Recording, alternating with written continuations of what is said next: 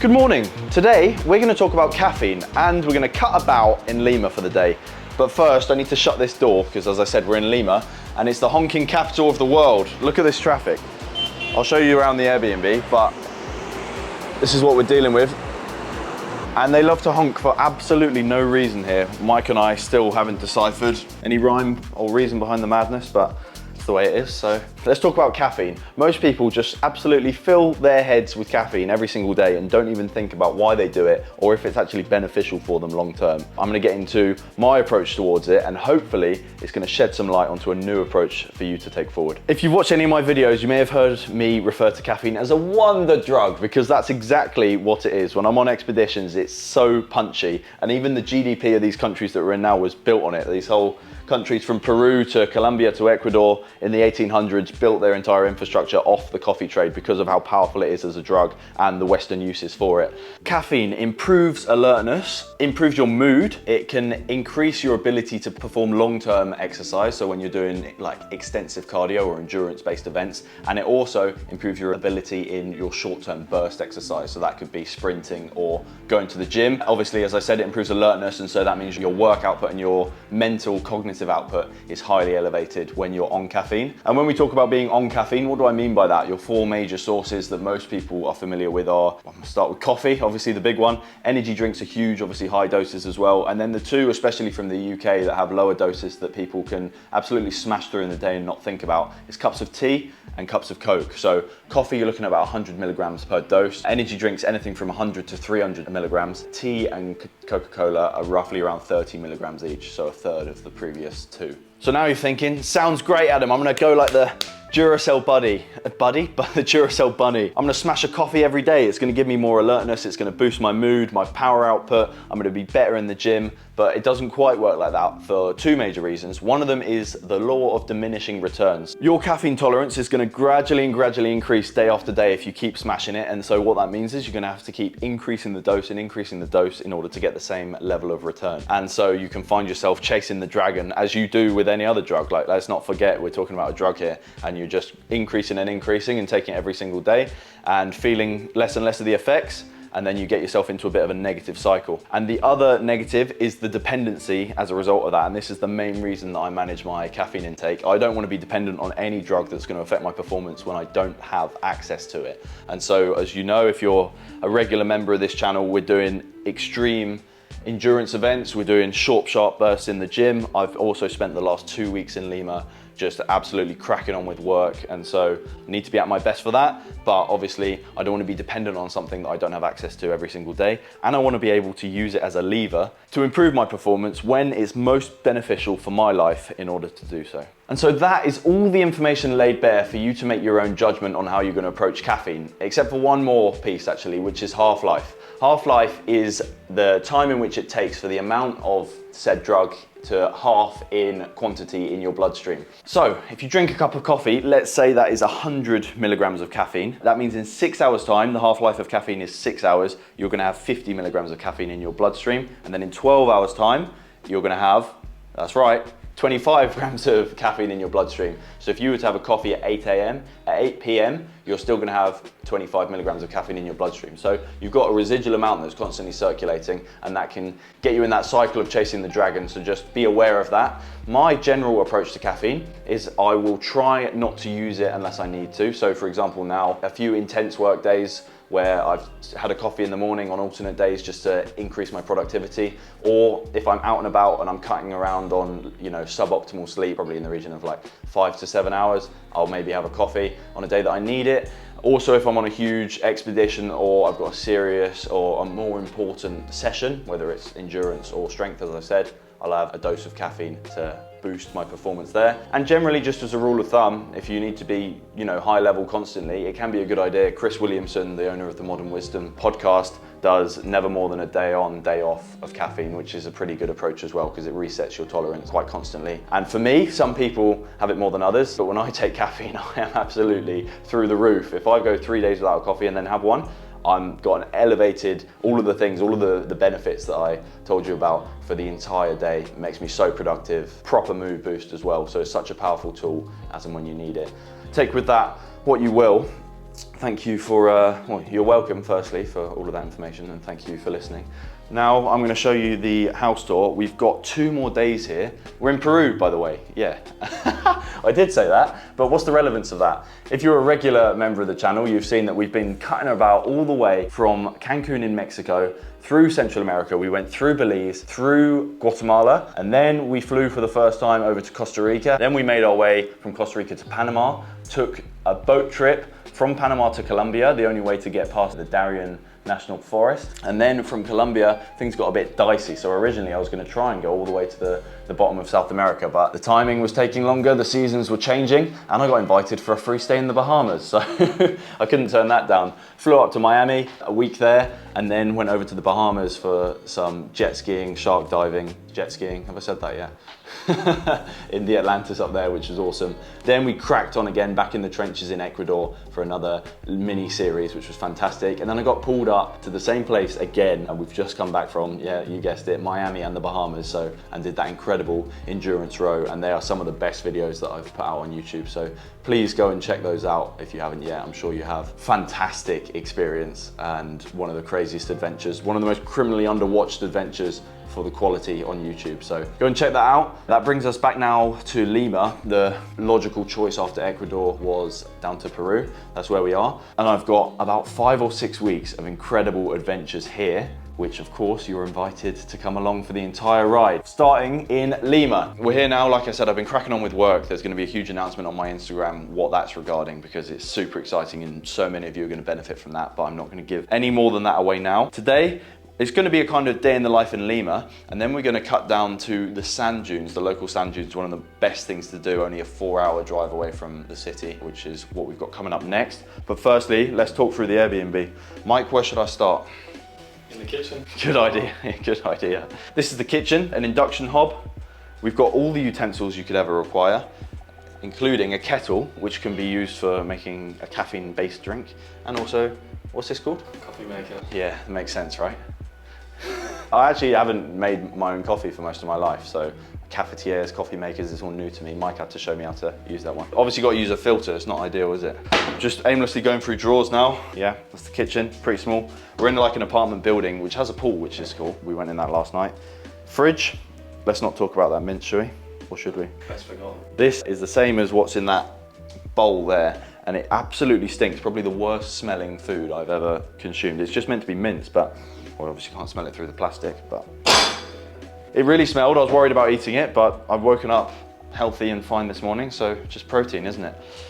Then you've seen this area, you've seen the nice view. There's an athletics track right there as well, which is good for like bringing out that open space. We're in a place called Barranco, which is next to Miraflores. Both of those are the 2 nicest parts of Lima. And there's a really nice promenade, which we're gonna head down to now after we go and grab breakfast. And that's been our morning walk. It's like a Miami boardwalk along the palm trees, and then we cut into the gym, and we're gonna hit a big pool session today as well. So very exciting, lots going on. And we're gonna pick up our laundry, always a pleasure. Sofa bed there, and bedroom here.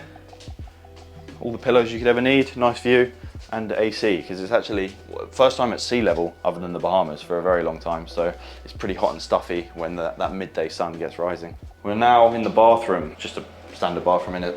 What are you meant to do with this? You're meant to leave it down, right? Everyone, in general. Is that the rule? The women say put it all down, or just that one? Well, at least the sink. That'll do then. So, shower, mirror, that's me, if you forgot what I look like. Anyway. Let's go to the bakery.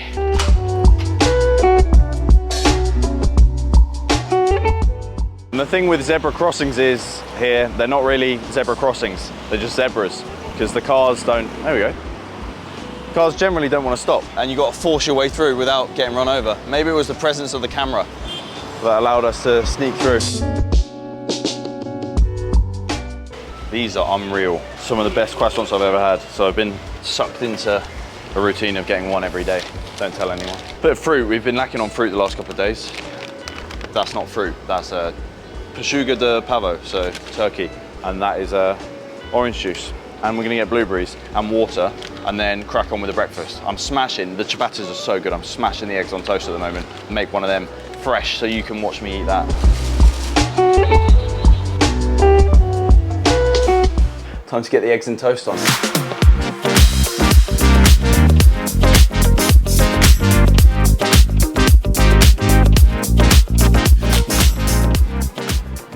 few little bits of admin tied up in the apartment, and now we are on the boardwalk in Barranco, and beautiful weather. I've been here for like 2 weeks now, and the sun shines literally every single day.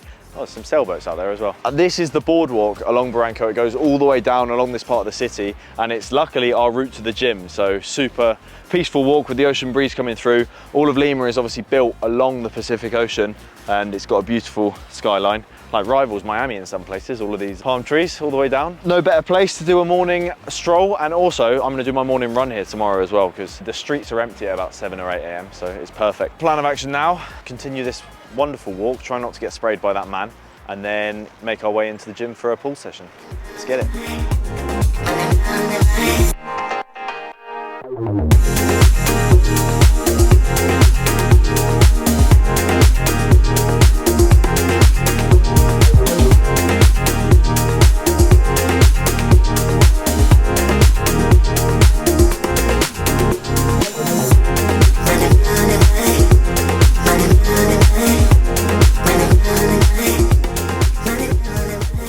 Great success, good pull session smash. That's the last gym session Mike and I were just saying for at least 2 days. Run tomorrow morning, then we're going down to the sand dunes, which is going to be epic, and an oasis. My first time at an oasis. They built a little town like 4 hours south of here in the dunes. Pretty awesome. Basically Dubai, but about a percent of the size. Now we got to get our laundry, and I can't be bothered to walk back. Peak physical health, I know. We're going to get an Uber. Let's go. Gracias. She assures me they're both in there, and I believe her. Time to head to the beach and the supermarket. Let's get some meat in. We're gonna have dinner out tonight, but we need a bit of food for tomorrow, so we're gonna buy that. Excuse me. We're gonna buy that now.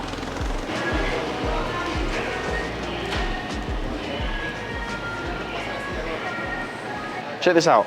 Greek yogurt, 40 grams of protein per envase. What's that? Serving? Must be.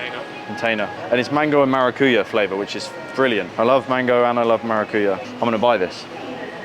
Do you fancy some manzana americanas with blueberries, bananas, apples, and orange juice? Is that it? Yeah, that'll do. That's enough fruit.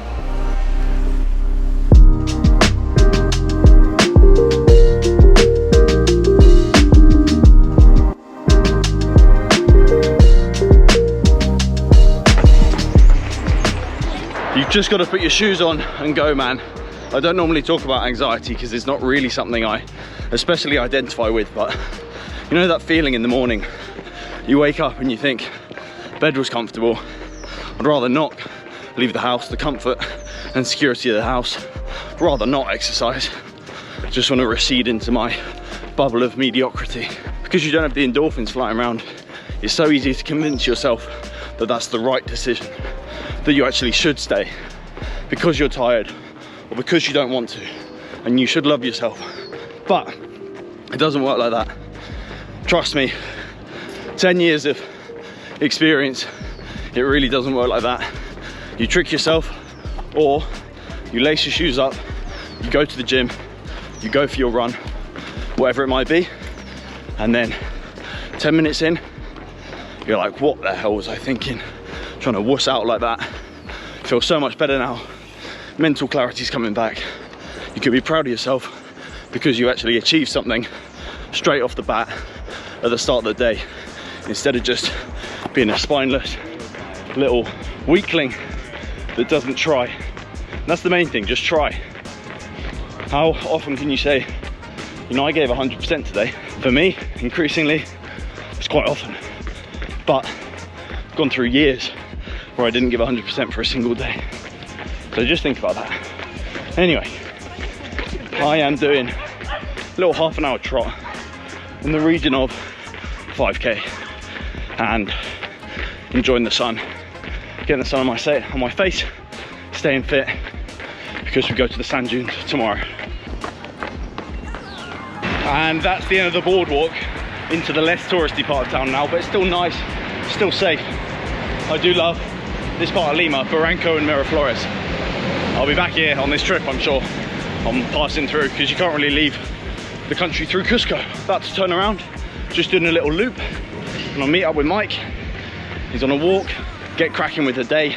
And the reason I didn't film too much yesterday after we got back from the gym, I was just working, and that's boring.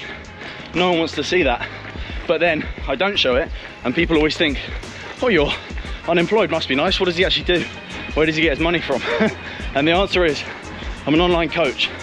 I coach people on their mindset and their physiques in order to bring them up to their potential by completely accelerating their progress in the gym or running, whatever it may be.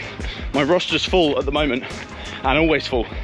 That's why I haven't promoted it on Instagram recently at all. But I'm doing something about that.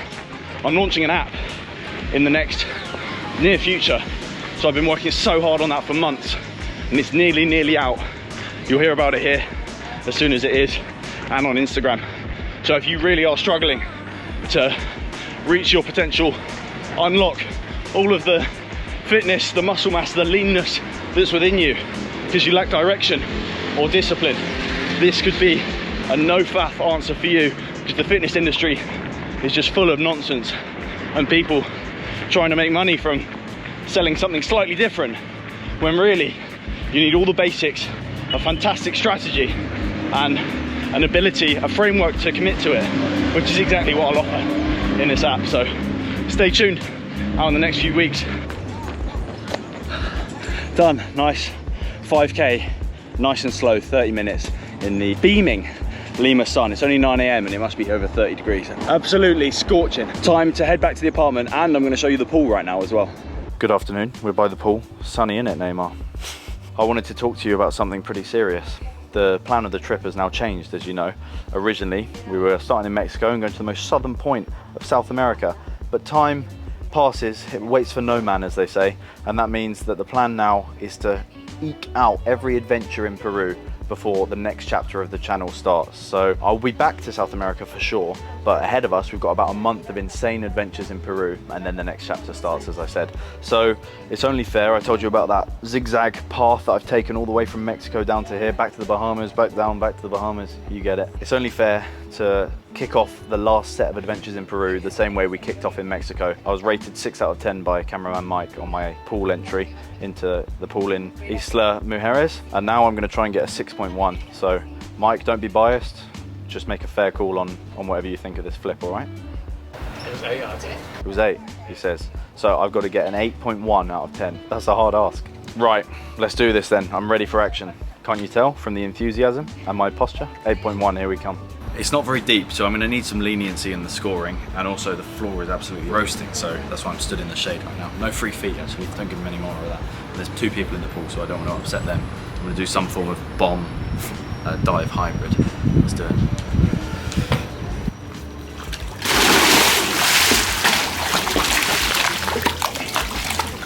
No one got wet, no one got hurt. We'll see you next time. Oh, you want me to say that? You have to. Oh, I have to. Like and subscribe. No, say it with conviction and look Please at the... like and subscribe. Adam Radcliffe at YouTube, .com. Instagram, Facebook.